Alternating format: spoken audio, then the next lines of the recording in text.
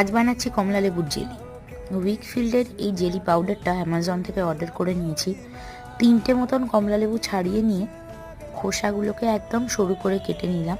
এটা আলাদা করে রেখে বাকি কমলা লেবুকে ব্লেন্ড করে ভালো করে রস বার করে নেব।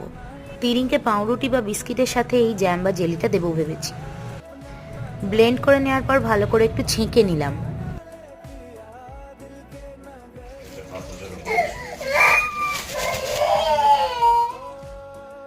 ছেঁকে নেওয়ার পর কাঠটাকেও ভালো করে ব্লেন্ড করে আমি জ্যামে দিয়ে দেবো। একটা পাত্রে সমান পরিমাণ লেবুর রস আর জল আর ভালো করে ব্লেন্ড করা কাঠটা দিয়ে চিনি দিয়ে অল্প একটু ফুটতে দেবো। ইন দি মিন টাইম আমি জেলি পাউডারটাকে ভালো করে মিক্স করে নিলাম। ফুটতে থাকা রসের মধ্যে জেলি পাউডারটা দিয়ে অল্প নেড়ে চেড়ে পাত্রে জমতে দিলেই রেডি আমাদের জেলি। এটা কিন্তু জিলাটিন ফ্রি আর রুম টেম্পারেচারেই জমানো যায়।